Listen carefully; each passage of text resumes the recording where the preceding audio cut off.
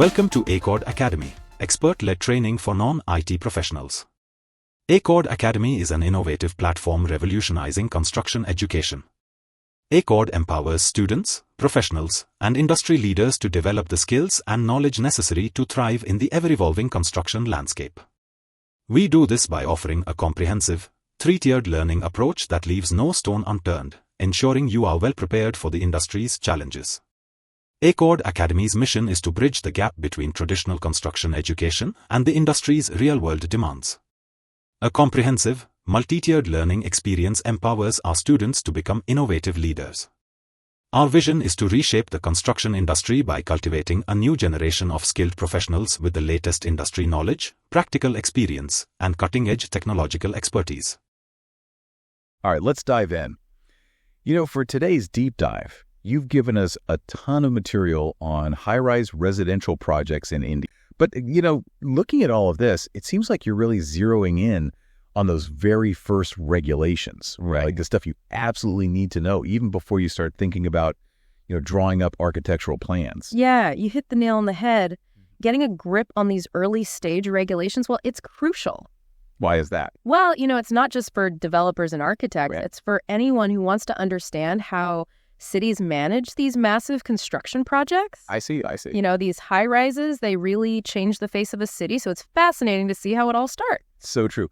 Okay, so let's not get ahead of ourselves, right? Before we all start dreaming of penthouses and city views, where do we even begin? What's that very first thing someone needs to consider if they're thinking, okay, I want to build one of these high-rise residential buildings? It might seem kind of obvious, but, it all starts with the land. Right. You can't just plop a skyscraper down anywhere you want, right? Uh-huh. Yeah. I guess you can't put a high-rise where, like, a petting zoo should be. But seriously, how do you figure out what's allowed and what's not? You got to check the city's development plan. Okay. Which basically acts like this giant blueprint, right? Zoning every single piece of land for a very specific use. So it's almost like a giant map with all the rules laid out. Yeah, exactly. And for high-rise residential, well, the land must be classified as, quote-unquote residential. They had to say that. Yeah. And, I always think it's kind of like checking the recipe before you start baking a cake. Ooh, I like that. You got to make sure you have the right ingredients, right? You can't just use salt when you need sugar. Uh-huh. Very true. But, these development plans, I'm imagining they must be so complex. Oh, they are. Trying to, predict the future of a whole city? Yeah, they have to account for so many things. Right. Like population growth, the infrastructure needs, economic development. Oh, my God. It's all woven into these plans. It's amazing. It's like a puzzle, but like a giant city-sized puzzle. A huge puzzle. Wow. Okay, so you've confirmed you have the right kind of land. You've checked the development plan. What's next? What other regulations do you need to wrap your head around? Two of the most important factors are FAR, which stands for floor area ratio, and ground coverage. Okay. These are the big ones. They really dictate the size and density of your project. Gotcha. Those sound pretty technical, Can you break them down for us without getting too textbooky? Sure. So, imagine you're building a giant cake again. This time it's your skyscraper, right? I like where this is going. So ground coverage tells you how much of that cake base you can cover with your building's footprint. Okay, so it's like how much of the land you're actually building on, not how tall you're going. Right. It's like the foundation of your cake. The foundation, I see. Now, FIR comes in and tells you how many tiers or floors your cake can have. So more floors, more tiers. Okay. Exactly. It's a ratio that basically determines the total constructible area, and that's based on the size of your land. A higher FIR means more floors, more living space packed onto that same plot of land. Right? Oh, cake tiers. Exactly. I love that analogy. Okay, so to keep this real, since we are talking big, large-scale projects, let's say we're working with a site, more than 20,000 square meters. Okay. Yeah, that's a good size. That's huge. Yeah. That puts us in a specific category when it comes to these FIR calculations. Yeah, it does. So where do we find the specifics on that? Well, those are going to be in those BBMP bylaws you mentioned. Ah, okay. Yeah, BBMP, it stands for the Bruhat Bengaluru Mahanagar Palike. Okay, that's a mouthful. It is. But it's basically, the administrative body, the folks responsible for city planning in Bangalore. They make the rules. They do. And their bylaws, they spell out all the formulas and the limits for FAR. Think of it as like the fine print in our skyscraper recipe book. So we've got the foundation. We know how big our building can be. But what about how it fits into the neighborhood? There's got to be rules about that, right? Oh, absolutely. That's where the concept of setbacks comes into play. It's all about creating some breathing room around your building. I was going to say, you can't just build right up to the edge of your property, can you? Nope. You got to have setbacks, which are the required distances between your building and the edges of your property, but also from nearby features. I'm guessing these distances aren't just random.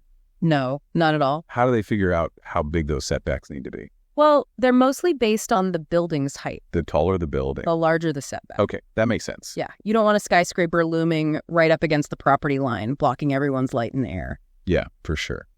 But I was wondering, are there other things that influence those setbacks? Definitely. Like natural features, for example. Cities aren't built in a vacuum. Right, like rivers, lakes, those sorts of things. Exactly. And, our sources actually highlight some specific regulations for these features. Oh, really? Yeah, like there's a mandatory 30-meter no development buffer zone around water bodies. 30 meters, that's like, wow. It's almost the length of a football field. That's a lot of space. Why such a large buffer zone? Well, it's about protecting the water body itself, of course, but it goes beyond that.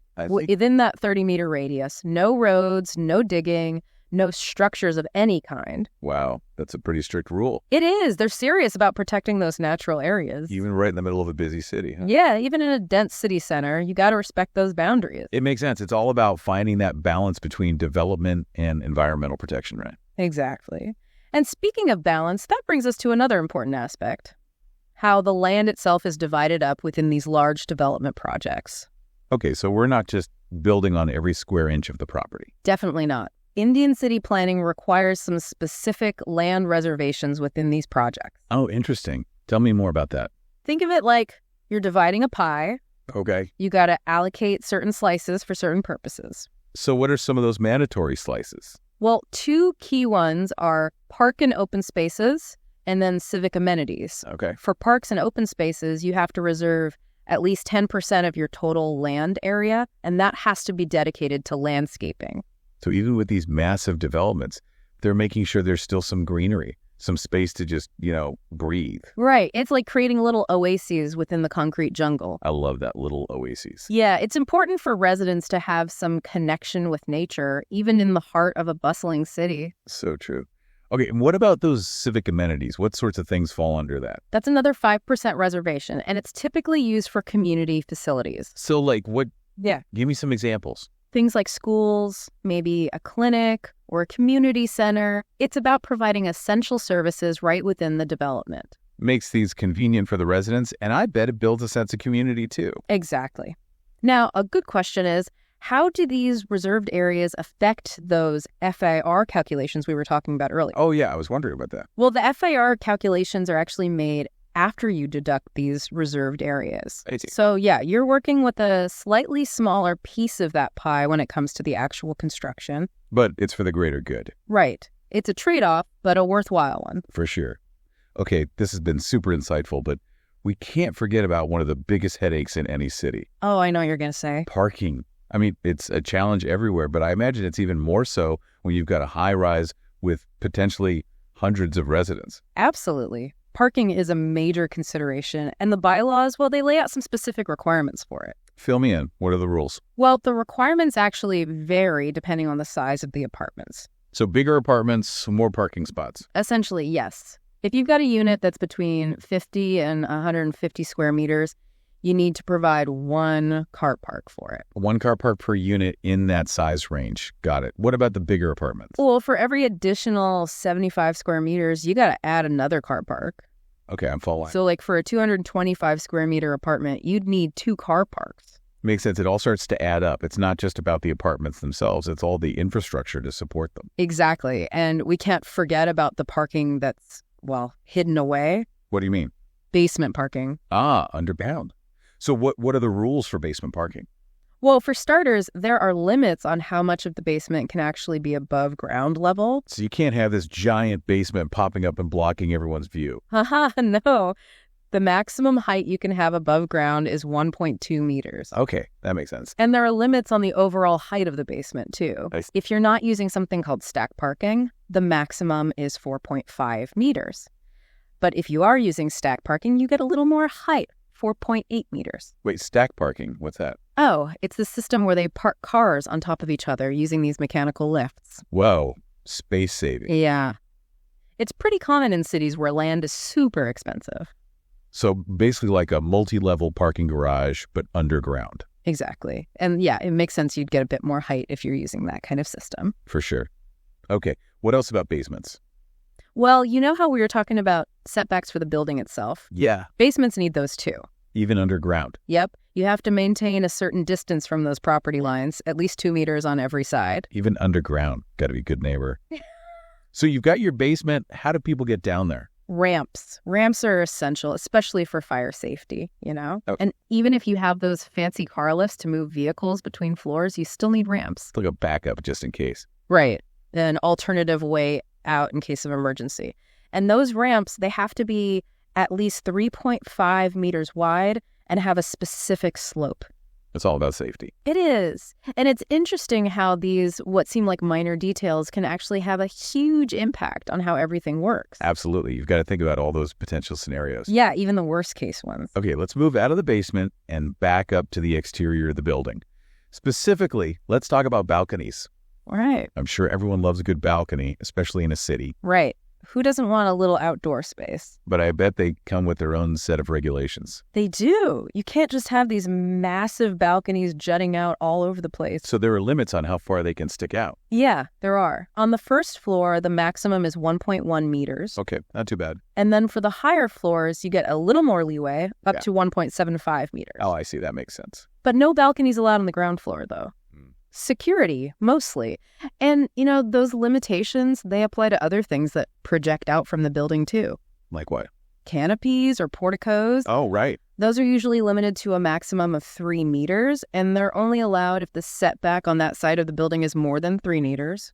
So it's always about that balance, making sure there's enough space and light for everyone. Exactly. It's all about creating a building that fits harmoniously into the cityscape. Well, I have to say, it's amazing how these regulations, which can seem pretty dry at first glance, actually has such a huge impact on what a building looks and feels like. It's true. It's like a recipe where every ingredient plays a part in the final product. A recipe for a skyscraper. Exactly. And just like with a recipe, getting all those ingredients right, those proportions, it's key to success. So important. It's all about creating something that's functional, safe, and also looks good all at the same time. And that's why understanding these regulations is so crucial, especially before you even break ground. We've covered a lot of ground already in this first part of our deep dive. Yeah, we have. From land use to balconies. And I feel like we've really laid a solid foundation. We have.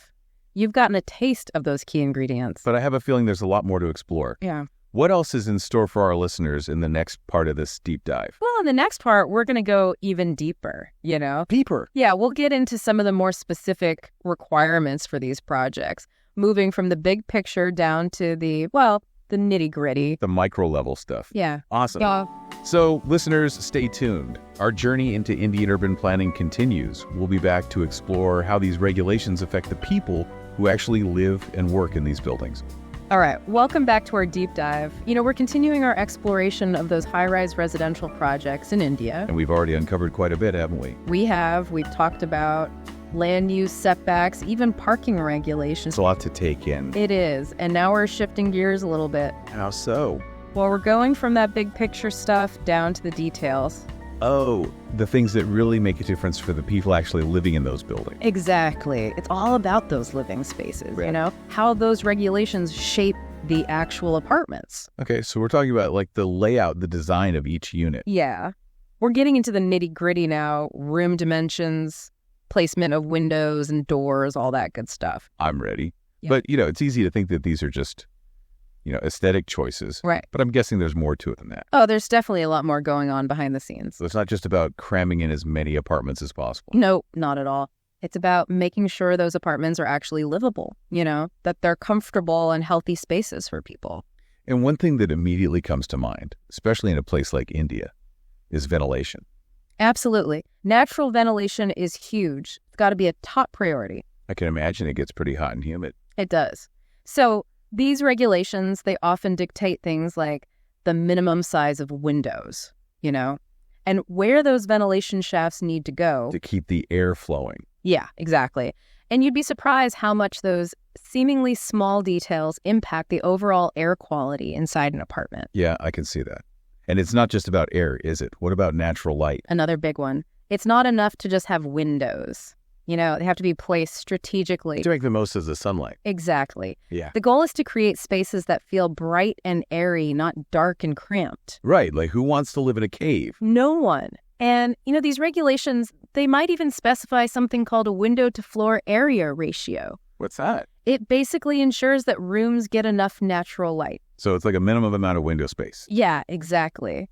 They really are looking out for the residents' well-being, even down to these small details. It's impressive. So we talked about individual units, but I'm guessing these rules also apply to those shared spaces, right? Oh, yeah, absolutely. Those common areas like corridors and stairwells. Got to make sure those are well lit and ventilated too. Exactly. It's all about creating a holistic living environment, Where every space is designed with those same principles in mind. Comfort, health, safety. It all ties together. I see that. And, while we're on this topic of functionality, I'm curious about those essential spaces. You mean like bathrooms and kitchens? Yeah. Those are the heart of any home. Absolutely. And when it comes to those spaces, well, there's some pretty specific regulations around plumbing and sanitation. I bet. You don't want any leaks or other issues in those areas? No, you don't. So these regulations, they cover everything from the size and placement of those plumbing fixtures, Toilet, sinks, all that. Yeah, down to the types of materials you can use. So it's about making sure those spaces are hygienic and practical. Right, but there's also a growing emphasis on sustainability. So it's not just about what's inside the apartment, it's also about how it impacts the environment. Exactly. These regulations often incorporate best practices for water conservation and energy efficiency. So even at the level of individual units, they're thinking about the bigger picture. They are. It's about recognizing that even small design choices can contribute to a more eco-friendly building.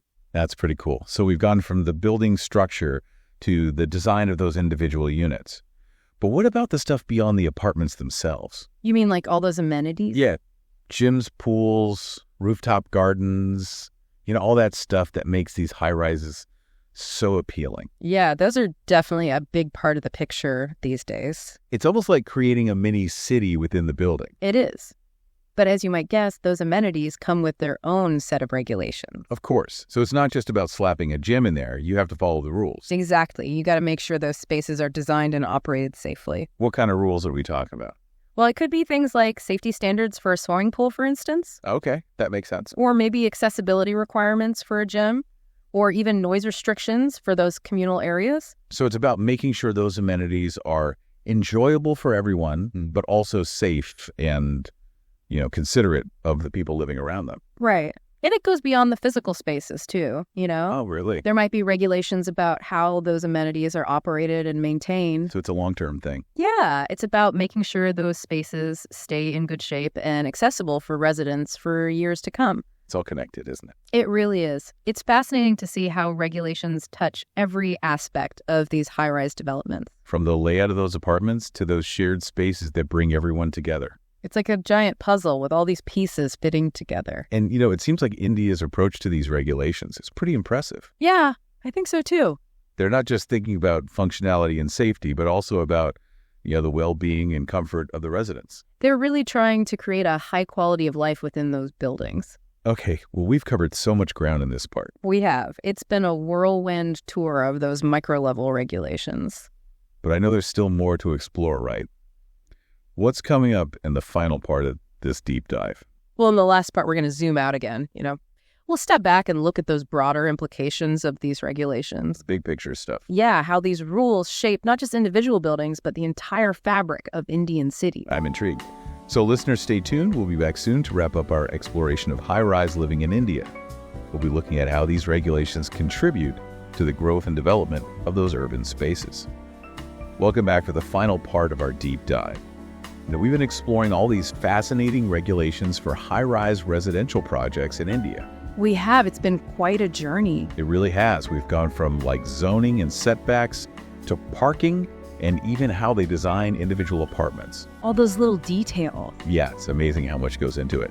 But, in the last part, you mentioned there's this bigger picture we need to consider. Right. How do all these regulations actually fit into the whole context of urban planning in India? That's the key question, isn't it? And to really understand that, we need to think about the challenges these Indian cities are facing. Which are? Well, populations are booming, land is scarce, and the demand for housing, it's intense. So it's like that classic problem. How do you accommodate all this growth while still, maintaining a good quality of life for everyone? Exactly. It's a balancing act, and that's where these building regulations come in. They're not just about saying no to development. No, they're about shaping it, guiding it in a direction that works for everyone. Finding that sweet spot between maximizing density and creating spaces where people actually want to live. Right. And one thing these regulations do really well is they encourage developers to build upwards instead of outwards. Yeah, which makes a lot of sense when land is so limited. It's like building those vertical cities we've seen in sci-fi movies. Exactly. But it's not just about practicality, it's also about aesthetics. Oh, right. How does all this impact the look of a city? Think about a city like Mumbai or Bengaluru. Okay. They have these amazing skylines, right? You've got this blend of old and new architecture. A mix of history and modernity. It's so cool. And these regulations, they actually play a role in preserving that. How so? Well, they ensure that new developments don't completely erase the existing character of the city. Ah, they have to fit in. Yeah, it's like adding new threads to a tapestry, but without, getting rid of the original design. It's a delicate balance. It is. It's about progress, but also about respecting the past. And I'm curious, how do these regulations affect architects and designers? That's a good question. You might think that having all these rules would limit their creativity. Yeah, it seems counterintuitive, right? But I think it's actually the opposite. Really? Yeah, those constraints, they can actually spark new ideas. So limitations can be a good thing. They can be. When architects have to work within these rules, they're forced to find creative solutions. It's like problem solving. Exactly. It's about pushing those boundaries within the framework. Turning those limitations into opportunities. Right. It's like composing music. You have a set of notes, but within those constraints, you can create infinite melodies. Wow, I love that analogy. It's all about balance, structure, and creativity working together. That's what makes these regulations so interesting, isn't it? It is. It's not just about rules. It's about a shared vision for the city. It's a collaboration between the architects, the developers, and the city planners. Exactly. Everyone working together to create those vibrant, sustainable urban spaces. We've really come full circle in this deep dive. We have, haven't we? We started with those technical details, and now we're talking about the soul of a city. It's amazing how it all connects. It really is, and I think it highlights just how much thought goes into shaping the places we live. It's a reminder to appreciate those details, the things we often take for granted. Absolutely. So on that note, I think it's time for us to wrap up this deep dive. Yeah. But before we go, I want to encourage our listener to keep exploring these ideas. Yeah, don't stop here. Dive deeper into that source material. Take a walk around your city and just observe, how these regulations have shaped the landscape. And don't be afraid to ask questions. Get involved in those conversations about urban planning. Because at the end of the day, these are our cities, our communities. It's our collective responsibility to create spaces that are both functional and beautiful. This has been The Deep Dive signing off.